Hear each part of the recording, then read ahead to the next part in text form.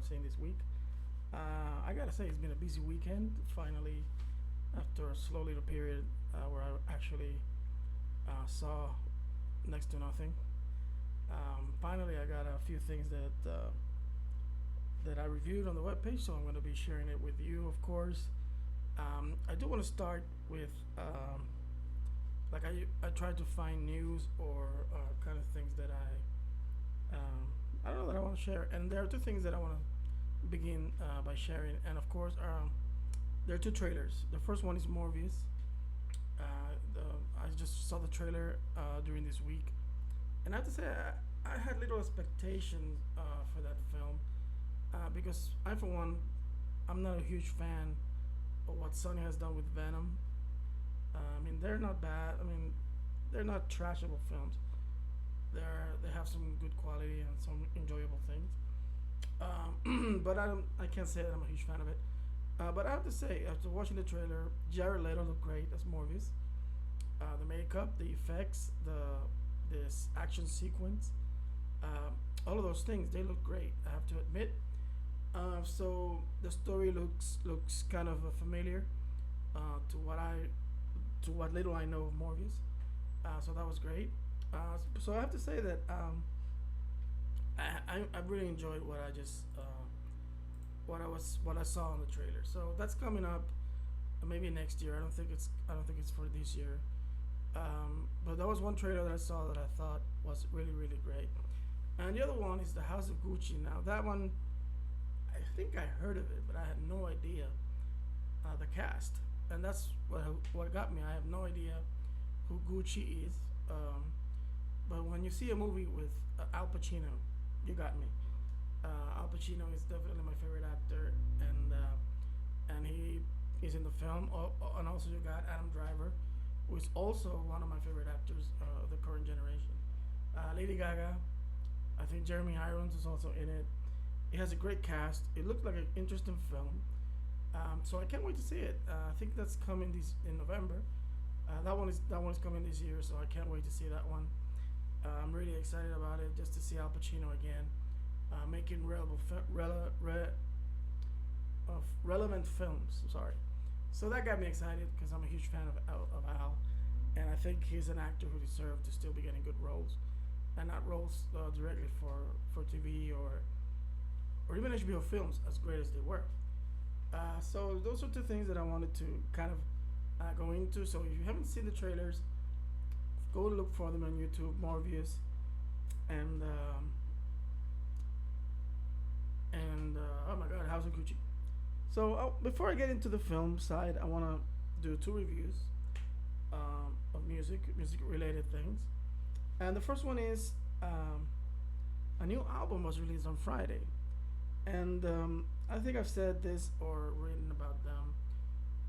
I'm a fan of ABBA. I have to say that they are a very good musical group. Beyond and Ulvaeus, Bjorn, they're good writers. I admire their songwriting ability. And Agna and the other girl, I forget her name, both are great singers. And they haven't released an album since 1981. So I think there's a lot of expectation on their new release. So finally, the new release came last Friday. The album is called Boyish, produced by Benny Anderson and Bjorn. I imagine they wrote the songs. And the album has, I'm going to look for the record here just to give you the titles. The album has 10 new songs. They released two singles a few months back. So I heard the record right when I woke up on that morning. And I have to say it's a beautiful record. If you I still have faith in you. It's a nice song with a nice melody. When you dance with me, kind of like this nostalgia little move, beautiful song.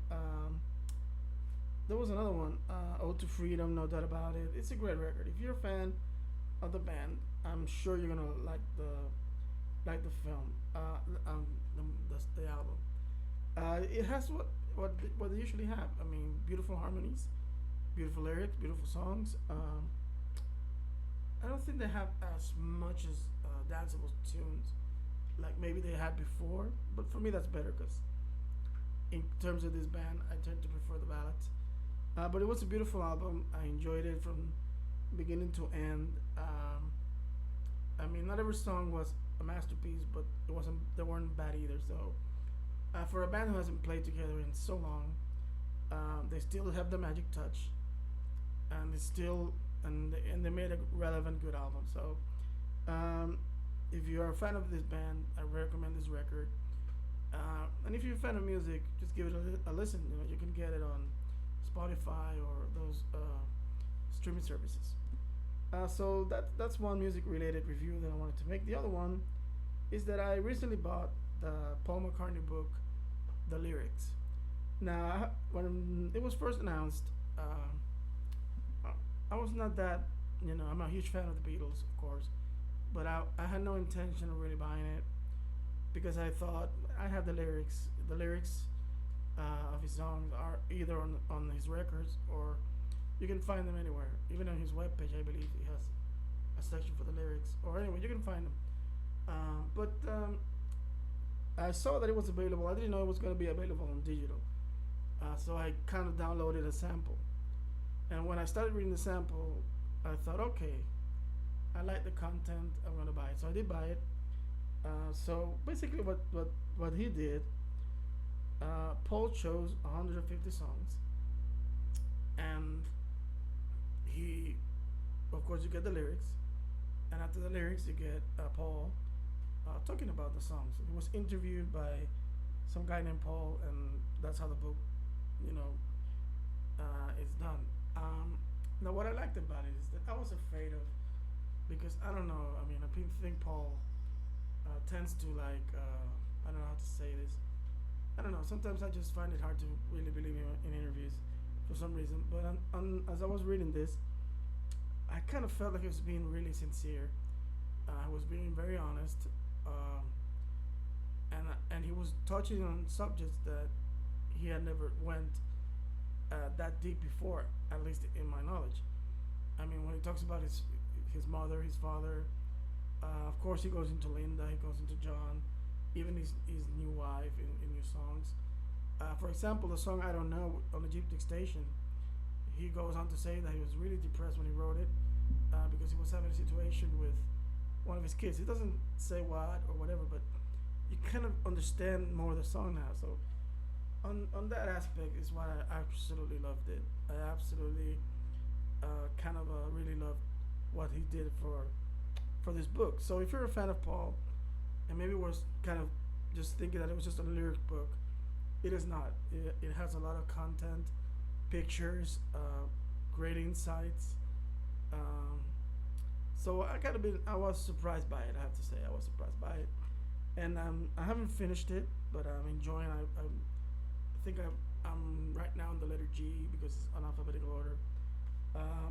But I read enough to know how the book is gonna go, and to recommend it to any Beatles fan or to any fan of music, or if you're a fan of Paul. So I mean, Paul has such a big career that not all there might be a fan of him and not yet know the Beatles.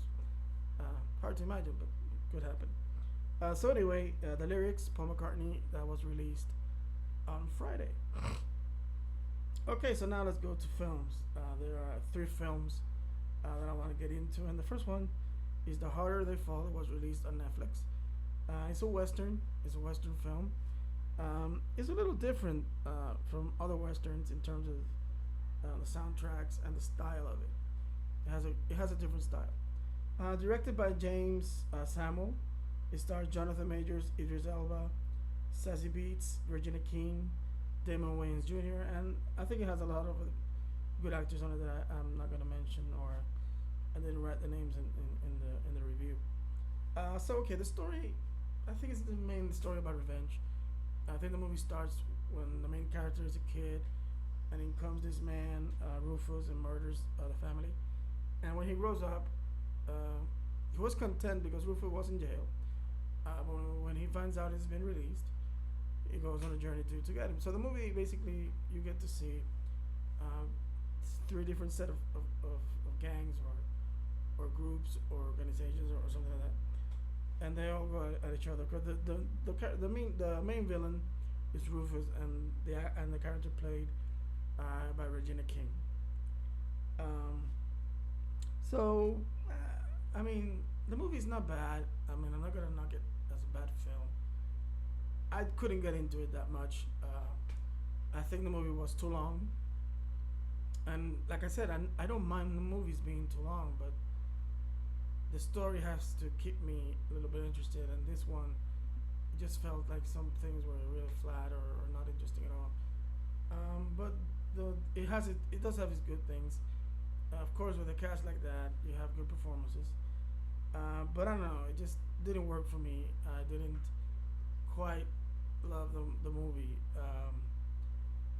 So I mean, like I said, the performances are great, and the action, it was very violent. And that was okay. I mean, um, but I don't know. It just didn't quite get me. I could give its value in terms of production, in terms of how it looked, that it was different because even though it was a western, so it does have its merits and its values, and it's not like it's a horrible movie. But like I said, maybe I was not in the mood for it. I don't know, but it just there are movies that are long, but you don't mind it because you're so hooked on what you're seeing. This one didn't grab me. So in terms of that, I cannot say it was an amazing film. But like always, I always say watch it for yourself and make your own decision. But if you ask me, and if you ask me if I would recommend it, I would say no because I don't know. I just didn't find like it's a good two plus hours to spend. So if you watch it like an episode, watch it a half an hour now, half an hour later, maybe it works. I didn't watch it like that. I watched it straight, and it was hard to get to the end. I really had to focus myself to it. So it's on Netflix. It's available on Netflix. There's The Harder They Fall, and now I want to get to the movie called Finch. Now this one is released on Apple TV, and it stars Tom Hanks. Enough. So this film, I saw the picture of the promotion on Apple TV, but I hadn't seen any trailer. I hadn't seen anything about it. Had no idea what the movie was all about. But of course, if Tom Hanks is there, you don't have to really convince me. I'm gonna see it. And this one kind of reminded me a little bit of Castaway, because the premise of the film is that Tom Hanks' character, his Finch, is living in kind of this apocalyptic world where there are not little survivors. They fight for food. There's big radiation outside, so they can't go outdoors without protection. And Finch is an engineer, and he's constructing a robot so that the robot can take care of his dog if something happens to him. And they go on a journey because there's a big storm coming, and they have to leave where they are and go to San Francisco. And they go on the journey, and of course the robot, just kind of like in short circuit, becomes like a living being, and they both learn lessons throughout the journey. It's a beautiful film, I have to say. It starts at the beginning. I was kind of like, "What is this?" But I think once the journey began, I fell in love with the story. I fell in love with the characters. I just fell in love with what they were doing, and the movie was so moving. I admit by the end I was really crying because it moved me. It moved me. It had a lot of lessons in terms of what human beings would go or what length would they get to in desperation. So it was a great film. It looked beautiful. The sceneries, the special effects, the robot, everything. It was great. So you gotta give it to Tom Hanks. I mean, when an actor can grab you, and he's the only one there, like he did in Castaway, he's a great actor. And Tom Hanks doesn't need to prove himself. So anyway, this one I recommended. Maybe I don't know if it's for everyone, but in my humble opinion, it was a good film. It was a nice story. It was very movable, and it was very well directed. It was very well done. Both in it has suspense, It has a little bit of comedy in it, so it has a little bit of everything, but always on point. Not exaggerating. Keeping the main purpose of the film in check. So I love that one. I thought it was a great, great, beautiful movie. And now I'm going to get to the last one, and this one is Marvel's Eternal. Now this one actually has gotten a lot of things due to the Rotten Tomato thing being the least, uh, the worst score for a Marvel movie. Was it that bad? No. Okay, so the movie, of course, it has an amazing cast: Angelina Jolie, Salma Hayek, Gemma Chan, Richard Madden, Kit Harington, Kumail Nanjiani. It has a great cast. Um, so the story, I think, is mainly known. There are Eternals. They are being sent by this big creator to remain on Earth and protect Earth from deviants. Uh, just to give you a basic, I'm not gonna get into it. It has a complicated story, but it is done well. You understand the movie. Okay, so do I believe it's the Marvel's worst film? No, I still hate. It's not my. I mean, it's not my favorite Marvel movie, but it's definitely not the worst. I know people mention Captain Marvel, but I like Captain Marvel. For me, still Iron Man 3 or other one of those. I don't know what other one is the least that I like. So no, I don't believe it's Marvel's worst film. I don't believe it deserves that bad score. The movie was very well done. It looked amazing. The special effects. It has a lot of great action. It has comedy, but like I said, for Finch, very well balanced, very well placed. Nothing over the top. It has interesting characters. Angelina Jolie, she looked amazing, and she was great in the film. So was a great whole cast, really. I mean, it was a, but like I said, it has great special effects, great action. Of course, it's an origin story, so there were points where you kind of like wish the movie would just hurry up a little bit. But I think it was necessary to understand it, the film, and I like the way it was done. I mean, you kind of like, I mean, it was not done in chronological order. You gotta get these flashbacks to make you understand the present. So I think it was very well done. I think it was very clever. I think it was absolutely very well done. So I don't know, because I haven't read comic books of the Eternals, so I don't know much about what lies in the future for these characters. But I enjoyed it. I mean, I admit there were points where I kind of like wished that the film would hurry up, but not because I thought it was bad. I think it was, and in the end, I believe it was necessary for it to be that long. So the movie was great. I think it was great. I mean, not the best Marvel movie, by all means, but it's not the worst either. I don't know why it's getting that much low scores. I haven't checked the audience per se. Those were the critics. I don't know what the audience have scored the film yet. But for me, it was typical Marvel. Enjoyable, fun, and that's it. Just what else can you expect? And I usually just try to look for the good things in these kind of films. So it was fun. It was really, I enjoyed it anyway. So basically, those are the things that I wanted to review for this week. I hope that if you see them or buy the album or the music, that you enjoy them. So anyway, take care. This is a busy month. A lot of releases, so I'm hoping that I can make these little videos where I can give you brief reviews of these films, and if you are trying to decide what to see. So I'm gonna try to see everything as much as I can. And take care. Remember to check me out on YouTube. I have a podcast on all the major places you hear podcasts, and check my webpage www.LuisReviewer.com. I'm on Instagram, and I am on Facebook. So take care. Bye.